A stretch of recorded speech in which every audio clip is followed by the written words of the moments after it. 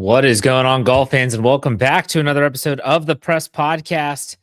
I'm Jeff Hartman, your host, and this is the big one. This is a big one, I should say. That anytime it's the majors, you're talking about picks and predictions. We have the Masters this weekend. It's a big show. And plain and simple, it's a big show. So this one obviously is going to take a little bit more time.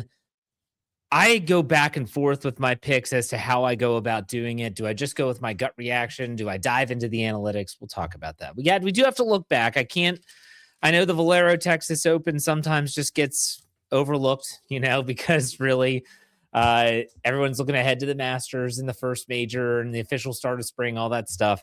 And sometimes people are like, okay, the Valero's done. Let's move on with our lives. But we still are going to go back and we're going to take a look at what happened at the Valero Texas Open. So this is at TPC San Antonio, the Oaks course, which was, obviously par 72. We talked about that last week. Let's look at the odds going into the tournament, and then let's talk about our picks. Tommy Fleet was the odds-on favorite to win at plus 1,375.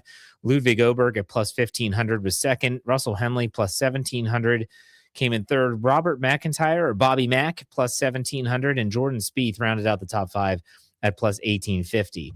Obviously, J.J. Spaun was the winner, and he claims his third PGA Tour victory. He's won 2 times at the Valero and also obviously the U.S. Open last year at Oakmont Country Club. Let's take a look at our picks, though. Favorite pick, I took Ludwig Oberg at plus 1,500. Came close, tied for 5th. He was in the mix heading into Sunday. It was a weird third round that got cut off shortly. They had to play a bunch of golf on Sunday. He finishes tied for 5th. A good finish for Ludwig, but no, not the pick we were hoping for. Now, the long shot, I took Maverick McNeely at plus 2,250. He finished tied for 21st. And there was a time where he was vying for the top 10 on the leaderboard. It just weekend kind of failed him. He didn't finish strong, still tied for 21st. Not a bad play, but still we have yet to ever hit a long shot play. Keep that in mind. Let's go to top 5, top 10, and top 20. Top 5, I took Ludwig Oberg plus 315.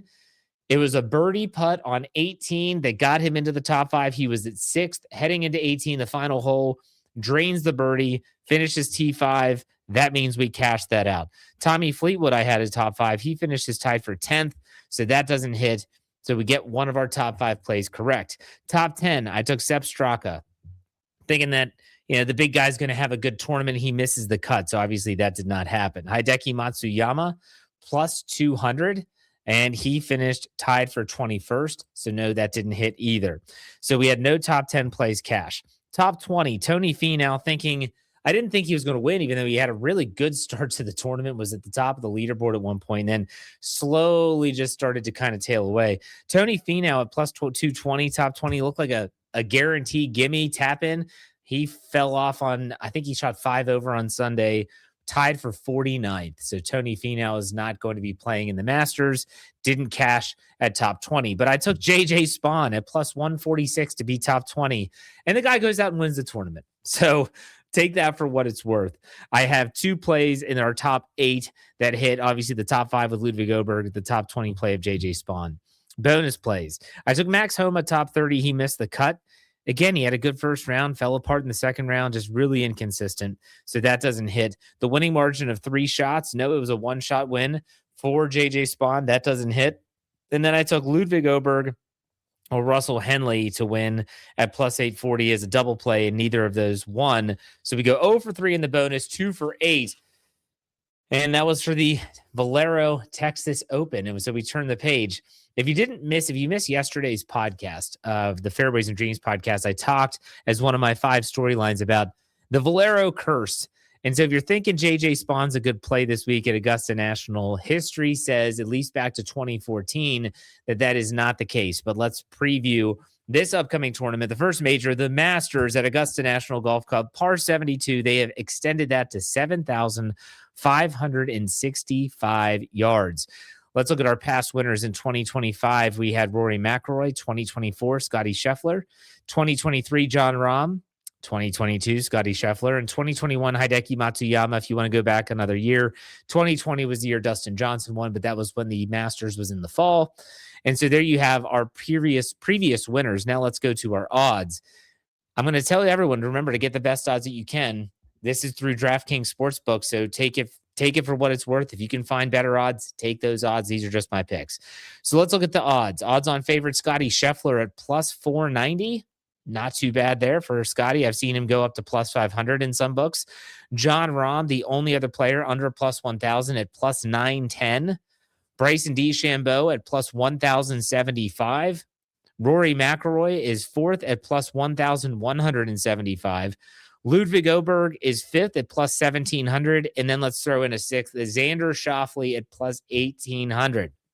So there you have the odds. And again, I teased this at the top of the show, and my question was, okay, how do I want to approach the Masters?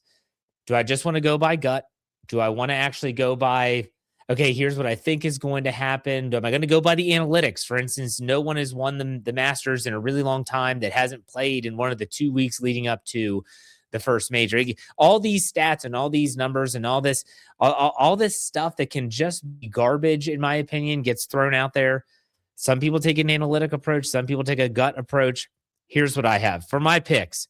I said it last year after the Masters was over in my 18 thoughts after Rory McIlroy completed the career Grand Slam. I said Scotty Scheffler is going to win in 2026. I said it then, and I'm saying it now. I said it yesterday. Scotty Scheffler, I think he's going to be a different golfer after some time away. His second child was born. He's not going to have that burden hanging over his shoulders anymore. The whole family is in Augusta. I think Scotty is going to really do well in this tournament. I have Scotty Scheffler to win outright plus 490. That's my pick, my long shot pick. When I think about a long shot pick, first, they have to be over plus 2,000 odds. That's my rule. The second, I'm looking for someone that's not deterred or daunted. It doesn't find Augusta National to be like too big, if that makes sense. They don't look at it and say, oh, I don't know if I'm going to be able to do this. This course is too tough.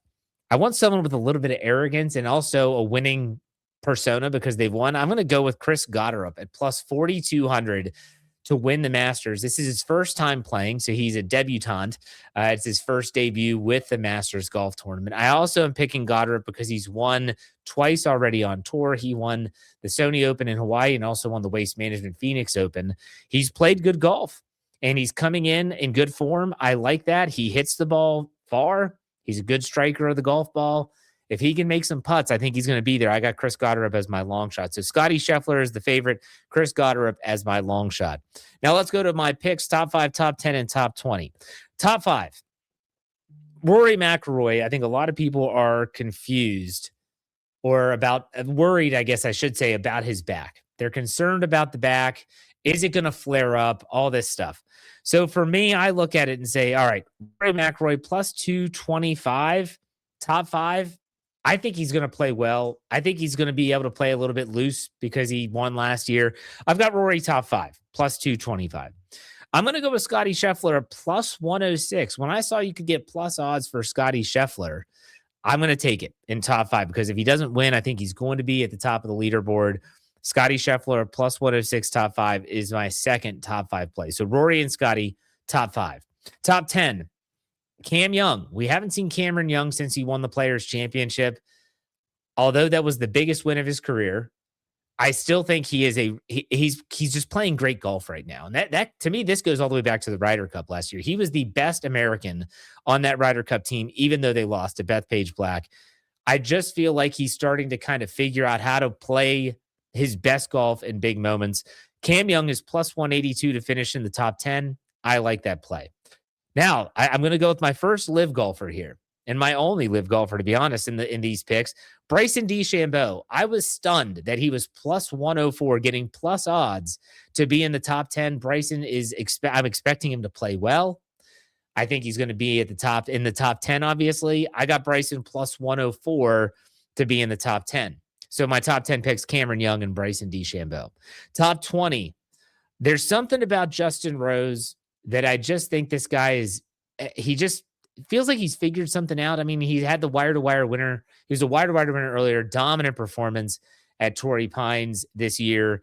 He's playing good golf. He was in the playoff last year with Rory McIlroy. He's just a golfer that never seems to get deterred from, maybe a bad round or maybe a couple bad holes. He always seems to find his way back. I've got Justin Rose top 20 at plus 116.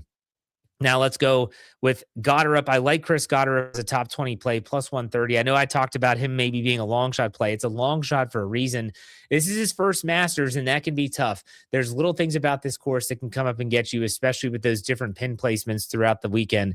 I've got Chris Goddard up in the top 20 at plus 130. So my top 20 plays Justin Rose and Chris Goddard. All right, so bonus, I like to have some fun with these majors. So we have 5 bonus plays for you this week. Let's start off with the double and triple. The double. Let's go all live here. Let's go all live here. If Jon Rahm or Bryson DeChambeau win the Masters, that's a plus 430 bet. I'll take that as my double play. Triple play. Let's just take the same double, Rahm or Bryson, and let's throw in Scotty. So if Scotty Scheffler, Jon Rahm, or Bryson DeChambeau win the Masters, we win at plus 190. So not great odds, but still enough that would actually pocket you some cash. Now, with so few live golfers actually in the field, I wanted to find the grouping that was who's going to have the best live golf finish. All right, so this is where you can kind of use the sports book to find yourself some cash. So the top live performer, I went with Bryson DeChambeau. He was not the odds-on favorite. Jon Rahm is the odds-on favorite. I've got Bryson DeChambeau at plus 174 as the top live golfer. And then let's go to that top debutante. The top debutante, I talked about this, Chris Goddard is a debutante. This is the person that's playing in their very first Masters. But I'm going to go with Jacob Bridgman. He's plus 640 odds to be the top debutante. I know Ben Griffin, I think, is in the mix here, is his first Masters, but I'm going to go with Jacob Bridgman, who's played great golf so far this year. He is a Southern guy, so the course in and of itself, I think he's played it before competitively in college. I like Jacob Bridgman as the top debutant at plus 640. And the last bonus play, the margin of victory. I'm just going to go with one shot. A one-shot win, I think that would be great television, plus 225 odds for a margin of victory of one shot. And I got to be honest, this is the Masters has, man, it's been tough for me to pick. When you throw in these live golfers, it challenges you in a different way. You're not so sure what to think about how they're going to play and how they're going to handle things. It's different. And it has gotten me in the past, but I'm hopeful that this is where we kind of break free. We are on a little bit of a streak here. I think we have 3 straight weeks where we've hit at least one, if not 2, plays in the top 8. So let's hope we keep that going. Make sure if you missed it, check out yesterday's Fairways and Dreams podcast talking about the 5 key storylines heading into Augusta.